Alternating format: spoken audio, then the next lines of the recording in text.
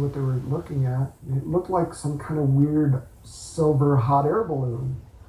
And I'm thinking, that thing's gonna crash into the damn power lines.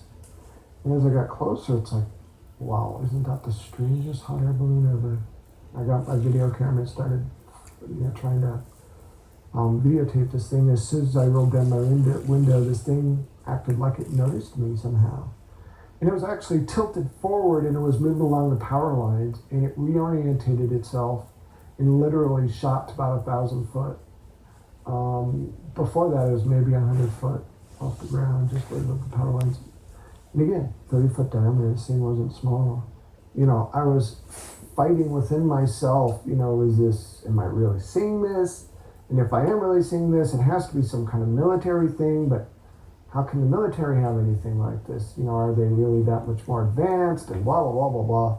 And then I get a hold of Lisa, I call her and I explained to her, and I was upset. He called saying, "You're not going to believe this. I don't know what this is, but turn on your web camera." I took the camcorder and I put it on the screen, and I put the camcorder up to the web camera so she could see it. I was very excited, and he was convinced he was insane.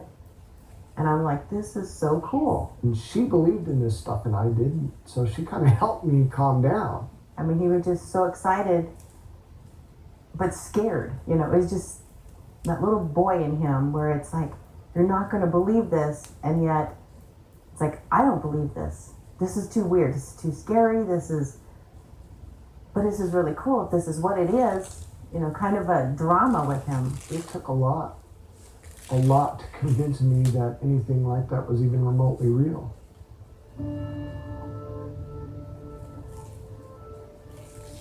2:00 in the morning, maybe 2:30. And they must have been knocking for a while because I'm a heavy sleeper, but they knocked long enough that it woke me up. And first thing I thought is maybe my friend ran out of gas and he had to walk back. Maybe it was the neighbor, they were drunk. I wasn't sure. Got up to answer the door, and I noticed as I, start walking down the hall, my sister had already answered the door. And I looked past my sister, and there were 3 people standing outside. The first thing that popped into my head is, oh my God, they're here to rob us. They're going to rob us. And I'm yelling at my sister, don't let them in because they're going to rob us. And as I get closer, I realize that eyes are kind of just slightly open, mouth just wide open, and she's staring at the ceiling like she's still asleep or something. And I'm yelling at her and she's not moving. And then when I get really close, I realize there's a female and 2 males. And I gotta tell you, I was really scared. I was really scared because I had just come to the realization that UFOs were probably real. But I didn't really think about the fact that something had to be driving these UFOs and that they might not be human. And then now I'm being confronted with this reality that there's something at my door that isn't human. And let me tell you, it was really quite disturbing to me. And right as I got to that realization, the female stepped forward. And for whatever reason, I could hear myself screaming in my head, but I couldn't. It wasn't coming out. And she grabbed my wrist. A thought popped into my head. You're okay, it's gonna be okay. And the thought was not my thought. I didn't put that thought in there, it just appeared. And let me tell you, it must have freaked me out enough that I somehow snapped out of whatever trance they had me in. And there was a male on either side of me, and by the time we got outside to the balcony, I grabbed one of the males and I was gonna literally throw him off the balcony. And I felt the light tap, like somebody was tapping the back of my head, and I woke up somewhere else. I don't know. It's really bright. Mm-hmm. Like really bright. Where is the brightness coming from? All around, really bright. I'm kind of stuck to the wall. Mm-hmm. I think it's a wall. I can't tell. What makes you think you're stuck to a wall? I can't move my arms. I can move my head. I can move my body. That's like I'm sucked or glued to the wall. You go to an amusement park and you those centrifugal force rides that spin around and you're stuck to, that's what it felt like to me. But it was incredibly intense. And Is it just around your left wrist?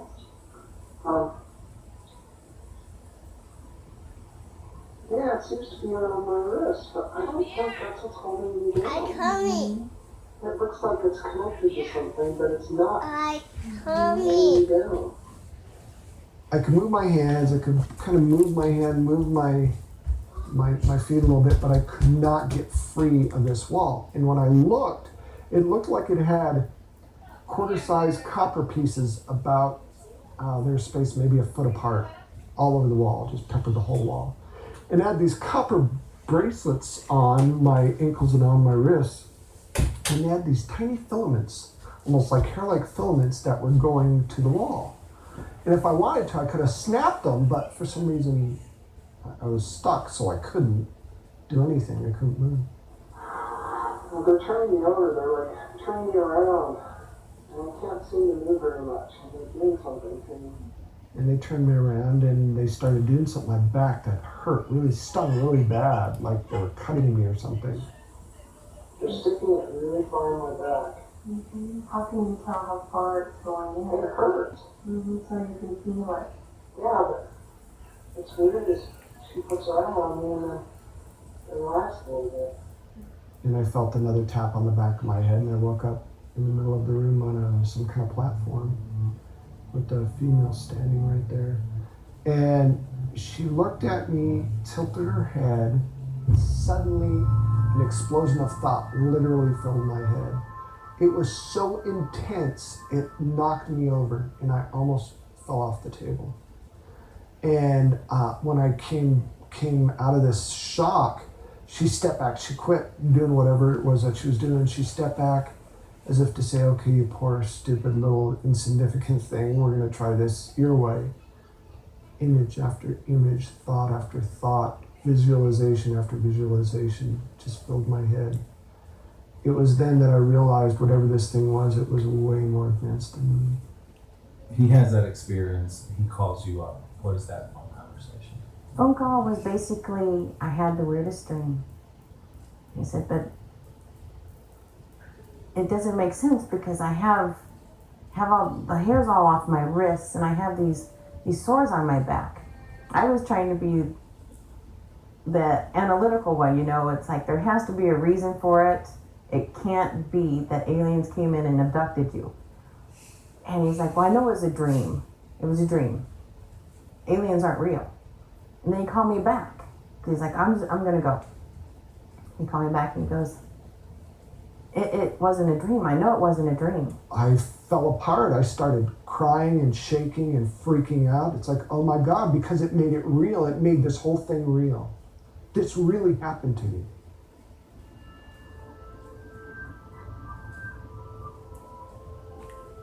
When Deborah took me through the regressions, I started reliving all the pain. I started vividly remembering everything, every nuance, every sound, every painful experience, everything that happened. The most profound thing that happened to me was the part that I started writing down these symbols that I had stuck in my head.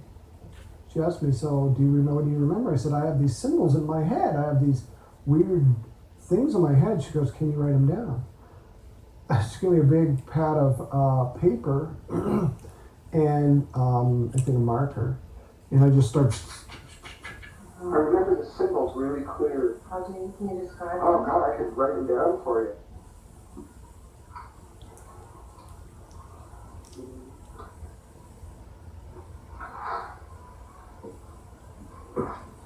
These are the images that I got in my head.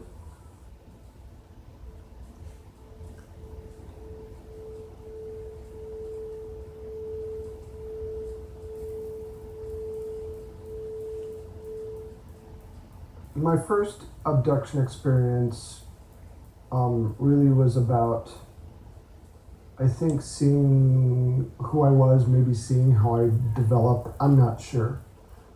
The abduction experiences after that seemed to involve reproductive stuff. They're really fascinated with our reproductive abilities and fascinated with our genetics for some reason.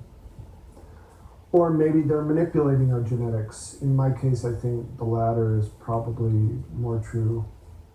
Every time I'm up there with a woman, a human female, and usually it's the same one. Over the years, it's always been the same one. It's really bizarre. So are the two of you together or We are separate? together. We're together. Okay, and We're you're- side by side, and we're being led into this other vehicle or room, or Okay, after they did whatever it was that they were doing, checking us out or whatever. They brought me and this woman into this room. and then what happens next as you're taken into that room? You're sitting there, and then all these little kids. I don't know if they're kids. They're like little. They kind of look like kids. Mhm. All these kids come up, and the lady's like starting to wake up, and she looks real happy. And she starts hugging them, Mhm. and then she looks at me, and I look at her, and then we're both really confused. And they're just these kids, and they What come is- and hug my leg and hold my hand, and there were seven children all together. There were varying ages, varying sizes, varying, some of them looked more human, some of them looked less human, some of them had hair, some of them didn't. And I'm looking at these children, and I'll never forget.